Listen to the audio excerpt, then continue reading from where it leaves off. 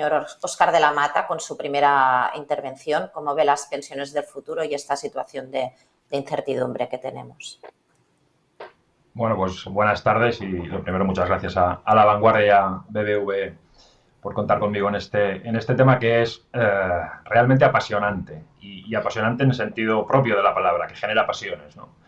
Yo creo que es uno de los factores que tendríamos que intentar entre todos ser capaces de generar un debate menos apasionado y más racional, ¿no?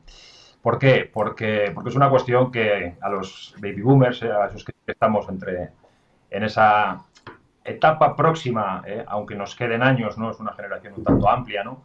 Pero que sí que observamos con preocupaciones el futuro de las pensiones.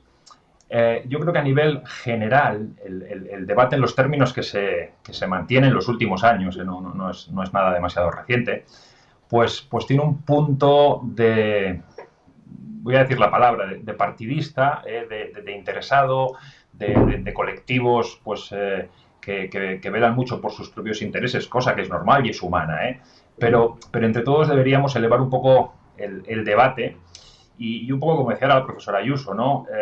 Tener un esquema, un guión, una hoja de ruta que nos permitiera primero entender dónde estamos, ¿no? Yo creo que hablamos mucho de reformas y son necesarias cuando creo que hay un gran desconocimiento respecto a qué es lo que hay ahora, ¿vale? Sí, hay que reformar, ¿no? Pero yo creo que en muchas ocasiones no conocemos lo que hay ahora. Con lo cual, la calidad del debate sobre la reforma, si falta la base del conocimiento de qué es lo que hay ahora, pues creo que acaba condicionada, ¿no?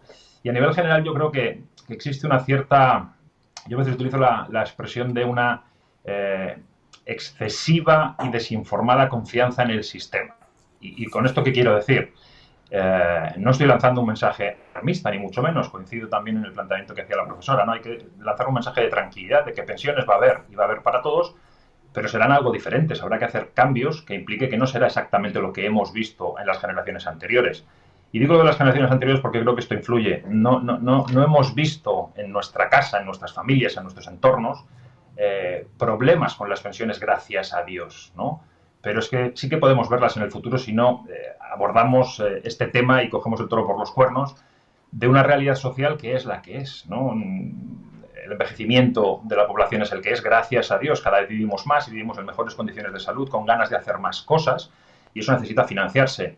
Por contra, pues no tenemos la suerte de tener tantas personas que se incorporan al mercado laboral, ni tenemos un mercado laboral que es capaz de ofrecer tantos puestos de trabajo, ¿no? En un sistema como es el nuestro de reparto, pues hace difícil de conciliar, ¿no? A mí el miedo que me da es, y permitidme una anécdota personal de cuando yo empezaba en 2004 a hablar de estos temas, recuerdo perfectamente en un grupo con el que estaba trabajando estas cuestiones que decían, pero esto de las pensiones es el cuento del lobo, me decían en 2004. Y mi miedo es que acabe siendo.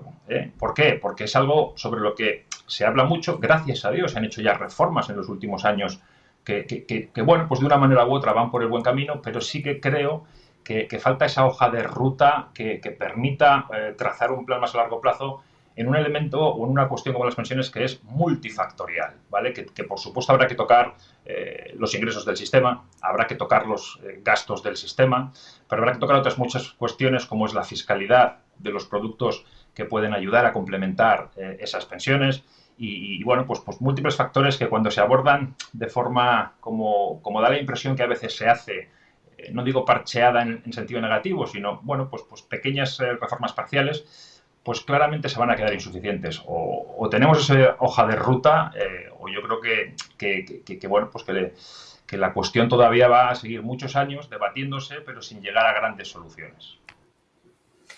Señor de la Mata, retomando esta cuestión que comentaba la señora Ayuso, la mayoría de los encuestados consideran que se alargará la edad de jubilación y, sin embargo, no les apetece trabajar más años de los que ahora trabajan. ¿Cómo se puede casar este deseo de la población con la realidad? Pues seguramente no es fácil y también es un elemento en el que pues, inciden muchos factores, ¿no? Yo creo y permíteme retomar un tema que comentaba antes y que la encuesta también pone de manifiesto. Yo creo que el desconocimiento que tenemos respecto a cómo funciona el sistema hoy es elevado. La encuesta da un dato que yo creo que da para pensar mucho, ¿no? Dice que el 60% de las personas encuestadas creen que habrán cotizado más cuando se jubilen de lo que van a percibir como pensión, ¿no? Cuando este dato no es correcto, ¿no? Pero es muy significativo de ese desconocimiento que muchas veces, en mi opinión, tiene que ver con que de estos temas, yo tengo 48 años, ¿no? A mí en la escuela, desde luego, no me hablaron de esto. En la universidad tampoco, hice Derecho, pero más allá de por las asignaturas que podían tener con Seguridad Social, no había digamos, una formación o una información, o no se generaba conocimiento alrededor de lo que es el mercado laboral, de lo que es una nómina. Yo en mi día a día laboral me encuentro con muchos profesionales, que tienen, pues cierto nivel de conocimientos en sus respectivas áreas de expertise, que tienen dificultades para entender su propia nómina, que tienen dificultades para entender qué es una base de cotización y, sobre todo, que no conocen bien la relación entre esa base de cotización y sus futuras prestaciones. Ya no solo de jubilación, que por supuesto, ¿no?, sino de cualquier otra prestación que pueda provenir del sistema, ¿no? Y esto yo creo que es lo que, de una manera u otra, pues luego significa pues que equivocadamente pensamos que cobraremos de pensión menos de lo que hemos cotizado, ¿no? Entonces, abordar esta cuestión que tiene que ver con la información en todos los niveles. Yo creo que las iniciativas de educación financiera, que se denominan habitualmente, pues ya no solo en el ámbito de las escuelas, de las universidades, incluso de las empresas, diría yo, son cuestiones que pueden ayudar a entender bien qué es lo que tenemos. ¿Esto hará que la gente queramos jubilarnos más tarde? Por sí solo no, pero nos ayudará a entender que a veces los deseos no son compatibles con la realidad. Eso, unido a pues reformas o cambios en el sistema que desde luego dificulten esa salida temprana, que también se hacía referencia ahora, y unido a otros parámetros, ya no solo de pensiones, sino de ese mercado laboral, que puedan encontrar fórmulas, que yo no tengo la solución ni creo que sean fáciles, pero que puedan encontrar fórmulas que faciliten que las personas, cuando se acercan a esta edad, pues puedan abordar, pues no sé si son trabajos pues compatibilizando esas jubilaciones parciales quizá de otra manera, que podamos además ser capaces de capturar todo ese expertise acumulado, toda esa experiencia acumulada en otras formas de trabajo que sean más livianas, por decirlo de una manera, para aquellos que puedan ser más pesadas con carácter previo, pues puede contribuir. No es un tema sencillo y yo soy muy creyente en que conocer lo que hay a veces nos hace ser más realistas, y en ese realismo, pues yo creo que veremos que no es fácil jubilarnos antes. Y además, creo que es una realidad que es plenamente coherente con lo que vivimos y percibimos en nuestro día a día. Es decir, las personas hoy día con más de 60 años, gracias a Dios, gozan de una salud y de unas condiciones excelentes y magníficas para seguir desarrollando una vida absolutamente plena en lo laboral y en lo no laboral, ¿no? Con lo cual, yo creo que también eso lo percibimos, que las personas de más de 60, 63, 65 años hoy día no son los ancianos que igual eran hace 30 o 40 años, ¿no? Con lo cual, pues supongo que habrá que tocar muchos factores para conseguir que las personas queramos, ya no digo jubilarnos más tarde, pero que no tengamos tanto interés en jubilarnos antes, ¿no? Insisto, no es fácil y yo desde luego no tengo la solución al tema, pero bueno, es un poco como lo veo. La educación financiera, ¿no? Entiendo que es una de las claves, señor de la Mata. Me imagino que el resto de participantes coinciden en que este desconocimiento se puede combatir con información, ¿no?, y con educación. Conocer la opinión del señor Óscar de la Mata sobre el tema de los planes de pensiones de empleo y esta reciente aprobación del anteproyecto de ley. Pues no sé si lamento que mi opinión no genere controversia, porque es la misma que han expresado Luis y Mercedes a grandes rasgos. Es decir, creo que está bien que se potencien los planes de empleo, que ojalá se consiga que muchos planes de empleo lleguen al tejido empresarial de las pymes y de las micropymes y de los autónomos en nuestro país, porque muchas de las grandes empresas lo tienen ya más, no sé si consolidado, pero por lo menos dentro de sus políticas retributivas, con lo cual si de verdad se generaliza, bien estará. ¿Por esta vía del convenio le parece bien también? ¿Por la vía del convenio? Bueno, ¿cómo se habla?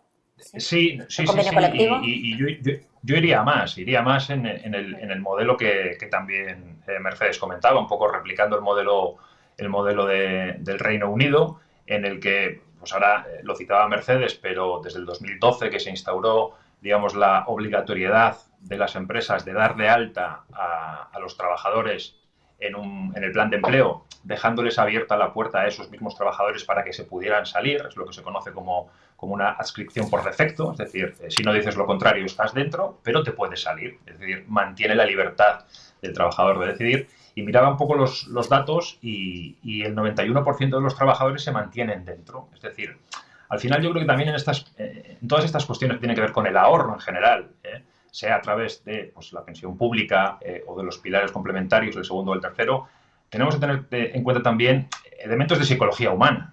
¿Por qué? Porque al final a las personas nos cuesta hacer según qué cosas. Quiero decir, yo a veces pregunto, ¿no? De forma un tanto provocativa, ¿no? En mis sesiones o a la audiencia, dicen, ¿vosotros habéis comprado alguna vez algo que no necesitabais? Y mayoritariamente me encuentro con respuestas de sí. Es decir, al final las personas compramos cosas que no necesitamos. ¿Y esto por qué lo digo? Porque contradice un poco la lógica tradicional, económica, la visión más clásica, que piensa que las personas somos puramente racionales. Y muchas veces no lo somos, nos dejamos llevar por otras cuestiones. Y en el ahorro yo creo que se ve clarísimamente. El ahorrar significa sacrificar capacidad de consumo hoy, diferirla para tenerla en el futuro. Y esto a las personas nos cuesta muchísimo. Con lo cual, si encontramos elementos que nos ayuden, ¿vale? Elementos del tipo pues a nivel individual cada uno, pues oye, irte a hacer aportaciones periódicas. Es decir, oye, ya del dinero que te entra, sea en tu nómina o en tus ingresos como trabajador autónomo, pues oye, que hay una parte que ya directamente se vaya a un producto de ahorro, sea el que sea, ¿no? Pero que ni siquiera tengas la conciencia de haberlo tenido, porque así es más fácil que generes ahorros. Si pasa por tus manos, te haces, digamos, la idea de que está ahí, luego nos cuesta mucho más generar el ahorro. Con esto quiero decir que esos elementos de psicología en el sistema del Reino Unido están en esta visión de la adscripción por defecto y si se universalizan en nuestro sistema creo que estará bien. Empezar por el tema sectorial pues es un buen comienzo en mi opinión. Lo que pasa es que creo que, como decían también mis compañeros, no sé por qué se tiene que hacer, digamos, a expensas del tercer pilar o de la provisión social individual, en este caso concreto de los planes de pensiones individuales. A veces se dice que son instrumentos donde solo para las rentas altas y la realidad es que son instrumentos que tal y como tienen concebida la fiscalidad actualmente benefician más a quien más ingresos tiene por el hecho de que su condición de reducción en el IRPF pues es al tipo marginal, es decir, al último porcentaje que pagas en el IRPF, el más alto que sea. Bueno, ahí también se pueden hacer cambios para que la reducción de los planes de pensiones en el IRPF sea para todos igual, en los tipos bajos de la escala. Son cuestiones que son técnicas, pero que estarían dentro de lo posible modificar también la fiscalidad de sus planes individuales, ¿vale? Igual que abordar esa reforma integral o esa hoja de ruta, que también decía Mercedes, de los tres pilares, y el elemento fiscal, que es un elemento fundamental en cuanto a la motivación, la incentivación de generar ahorro privado, tanto para las empresas como para los particulares. Y ahí yo creo que había que revisar, ¿no? Luis decía que existen, gracias a Dios diría yo, existen múltiples opciones para generar ahorro. Hay un dato en la encuesta que a mí también me llama la atención, no es que me sorprenda, pero me llama la atención, que dice que de las personas que pueden ahorrar, el 85%, el ahorro mensual, pues dice, lo dejo en una cuenta sin hacer nada especial y asumir riesgos, ¿no? Eso es una realidad que tenemos en Cataluña y en España, ¿no? De hecho, el 40 y tantos por ciento del ahorro financiero de las familias, según los datos de Inverco, está en cuentas corrientes, que hoy día, en términos o con los términos de inflación que tenemos, significa que son ahorros que están perdiendo poder adquisitivo cada día que pasa, ¿no? El dar un paso al frente y el generar ahorro, pero asumiendo algún tipo de riesgo, cuando, ojo, hay muchas personas que piensan que tener dinero en una cuenta sin hacer nada no tiene riesgo, no, ahí el riesgo es que pierdes seguro poder adquisitivo. Bueno, pues dar un paso al frente implicaría, yo creo, racionalizar un poco los diferentes esquemas que tenemos. Ahora mismo tenemos los planes de pensiones con la fiscalidad que tienen modificada, con estos cambios de los que estamos hablando. Tenemos PIAs con una fiscalidad diferente, con unas condiciones diferentes. Tenemos SIAL, tenemos Unit Link, tenemos fondos de inversión. Yo creo que para los asesores fiscales es bueno porque da trabajo, ¿no? Pero hay cierta complejidad y ¿por qué no pensar en fórmulas que intenten conseguir la tantas veces cacareada neutralidad fiscal del ahorro? Es decir, dejemos que las personas decidan en qué instrumento quieren ahorrar y luego démosle más o menos el mismo tratamiento fiscal a todos ellos. Es decir, que cada uno de alguna manera marque, oye, mira, el instrumento en el que yo quiero ahorrar es este. Bueno, pues dame beneficios fiscales a este. Se puede hacer, no, técnicamente hoy en día no es un problema, es cuestión más bueno, pues de voluntad, ¿no? Y en este sentido, y en relación a la pregunta, los planes de empleo, todo lo que se potencie y llegue a las pymes, perfecto. No creo que eso signifique que tengamos que dejar desatendido ese tercer pilar individual y creo que se necesitan más estímulos al ahorro individual en planes de pensiones, por supuesto, y en el resto de productos para ahorro y para la inversión. ¿Cómo ve la reforma actual de las pensiones, señor Óscar de la Mata? Pues también en la misma línea comentada. Yo creo que, como decía Luis, el que esté sobre la mesa, el que sea de actualidad es buena cosa, el que se genere debate, el que, bueno, pues que se hable en los medios de comunicación, si somos capaces de introducirlo también en las tertulias de bares, restaurantes, de comedores de casa, pues mejor que mejor. Eh, yo creo que hay una cosa que no ha salido esta tarde, perdón, y creo que es importante, que es un compromiso que se adquirió hace años de informar directamente a las personas de mayores de 50 años de cuál es la pensión estimada, pues un compromiso de ese estilo, es decir, que parte de la reforma incluyese que la seguridad social de motu propio, es decir, de oficio, por decirlo de una manera, informa a los ciudadanos de cuál es la pensión estimada, esto creo que ayudaría o nos ayudaría a todos a saber dónde estamos, ¿no? Y creo que sería una reforma más que interesante. No sé si sería reforma porque ya se acordó, se aprobó el desarrollo de una iniciativa de este tipo, pero no acaba de encontrarse el momento de llevarse a cabo. Lo demás, como se ha dicho antes, ojalá se aborde una reforma más estructural que tenga en cuenta esos tres pilares, que tenga en cuenta cuestiones del ámbito fiscal, como decíamos, pero también digo que claro, no es sencillo, ¿eh? Yo también me pongo en la piel de las personas que tienen que tomar estas decisiones y soy consciente de que no es sencillo, ¿eh? Hablar de que tendremos que incrementar o que vamos hacia el cómputo de toda la vida laboral para el cálculo de las pensiones, esto que en mi opinión tiene mucha lógica y que hace el sistema más justo de una manera u otra, pues claro, no gusta en muchas ocasiones, ¿no? Porque eso significa pues esa rebaja en la pensión a la que también Mercedes aludía, que se puede llegar por diferentes vías, con la esperanza de vida o de esta otra manera. Pero sí que es cierto que hay yo esto a veces lo cuento de una manera un poco gráfica, que creo que es verdad. Al final, gracias a Dios, las pensiones, el sistema de pensiones que tenemos, ¿no? La sociedad del bienestar que en definitiva gozamos en este país y en el entorno CDE, es como una tarta, ¿no? Es algo de celebración, ¿no? Lo que pasa es que la tarta podemos intentar hacer que crezca, ¿no? Pero tenemos un mercado de trabajo que nos cuesta, ¿eh? Nos cuesta hacer que crezca. Pero, oye, intentemos hacer que crezca. Lo que sí que está claro es que cada vez somos más invitados a la fiesta, con lo cual pues tendremos que ver cómo esos trozos se adecúan a todos los invitados que somos y no hay mucha vuelta de hoja. Eso significa que poco a poco hay que hacer las porciones pues quizá un poco más pequeñas. Lo que pasa es que igual podemos tener otros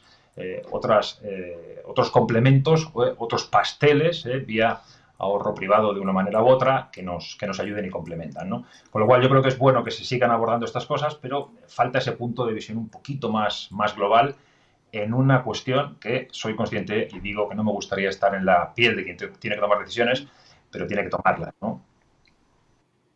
Gracias. Bueno, aprovecho esta metáfora que ha hecho final el señor Óscar de la Mata con la fiesta, que esperemos que estemos todos en la fiesta durante muchos años, aunque esto nos cause tener que reformar cuestiones o replantear cuestiones como hemos estado hablando esta tarde. Pero aprovecho para agradecerles no solamente a él, sino a todos, a la señora Mercedes Ayuso y al señor Luis Vadillo, la claridad en la exposición de este tema que tiene gran complejidad y que se encuentra en un momento en el que todos todavía tenemos mucho desconocimiento y mucha incertidumbre al respecto. Pues sin más, doy por finalizado este encuentro virtual sobre el futuro de las pensiones organizado por La Vanguardia y BBVA. Muchas gracias y buenas tardes.